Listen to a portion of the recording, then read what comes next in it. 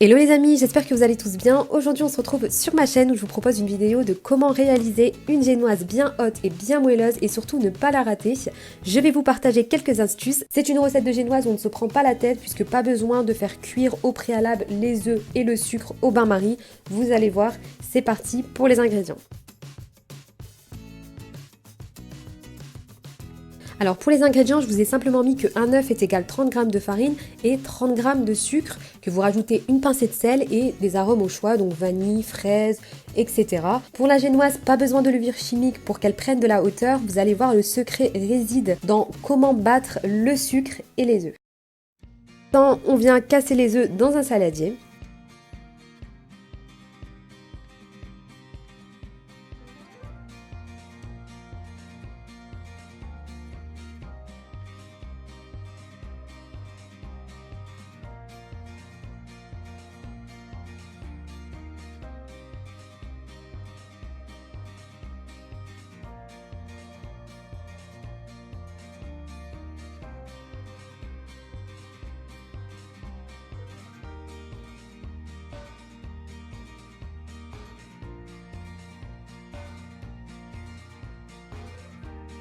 Ensuite, la pincée de sel et le sucre. Donc encore une fois, le sucre, pas besoin non plus de respecter 30 g pour un œuf, mais surtout ne pas mettre en dessous de 20 g, sinon au moment où on va battre le sucre et les œufs, ça c'est blanchir et augmenter. On va rajouter donc les œufs, le sucre et la pincée de sel. On peut rajouter aussi l'arôme si vous voulez aromatiser votre génoise.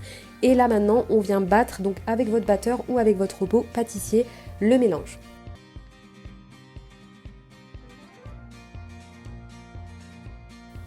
Sachez que pour cette étape-là, donc il faut s'armer de patience puisqu'on veut que le mélange double voire triple de volume. C'est là où réside le secret en fait de la hauteur de la génoise au moment de la cuisson. Donc on va battre pendant au moins une dizaine de minutes.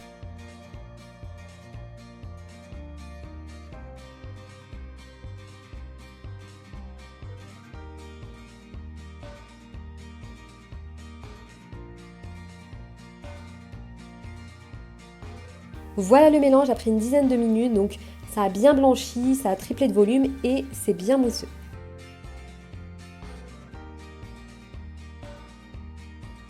On arrive à l'étape où on doit incorporer la farine, surtout, mais vraiment surtout, bien tamiser la farine. Le risque, si vous ne tamisez pas bien votre farine, on va avoir des grumeaux et surtout on va avoir du mal à incorporer la farine dans le mélange.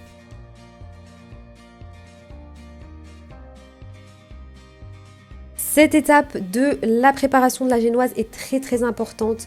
On doit bien incorporer la farine et délicatement pour éviter que le mélange ne retombe. Donc moi j'incline un peu mon bol pour éviter donc de se retrouver avec de la farine au fond de votre bol.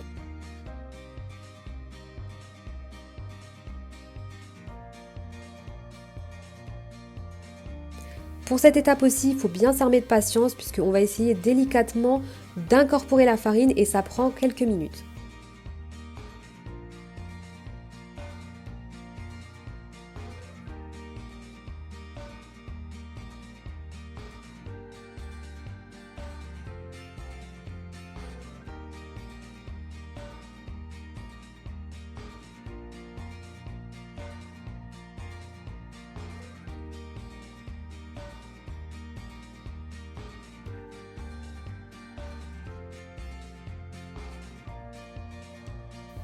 Une fois qu'on a bien incorporé la farine, on vient donc la renverser dans un moule qui est préalablement chemisé, surtout très important pour éviter que ça ne colle.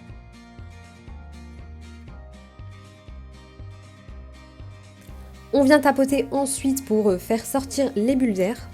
Et pour la cuisson, donc ça varie aussi en fonction de la taille de votre moule, je vous mettrai les informations en barre d'infos. Mais ce qu'il faut savoir, et que ça ne changera pas quelle que soit la taille du moule, c'est que la génoise doit être cuite à 160 degrés. Après ça dépend de votre four, donc ça varie entre 150, 160. Surtout pendant la cuisson, ne pas ouvrir votre four, donc ça risquerait de faire retomber la génoise. Alors une autre astuce, quand votre génoise a terminé sa cuisson, ne la sortez pas directement du four parce que le choc thermique va faire qu'elle va redescendre illico, donc surtout la laisser un petit peu dans le four éteint.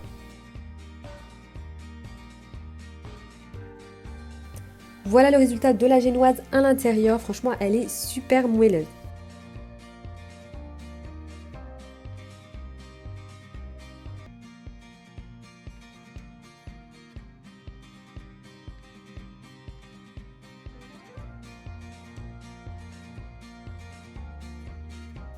Une fois que votre génoise a bien refroidi, vous la démoulez et vous la coupez donc en 3 parties ou en 2 parties ou en 4 parties, c'est comme vous voulez.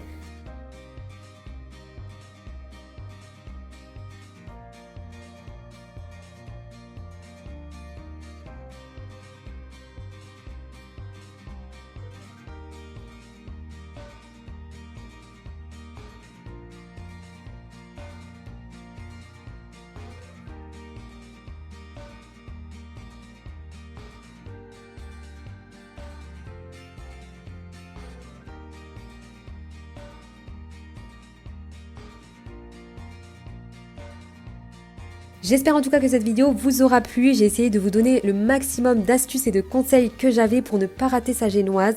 Donc j'espère que vous allez la réaliser et ne pas la rater cette fois-ci, ou peut-être que vous ne la ratez pas et que vous êtes une pro ou un pro de la génoise. Mais en tout cas, si vous avez des questions, n'hésitez pas à me les poser en barre d'infos. Je vous dis à la prochaine, bisous!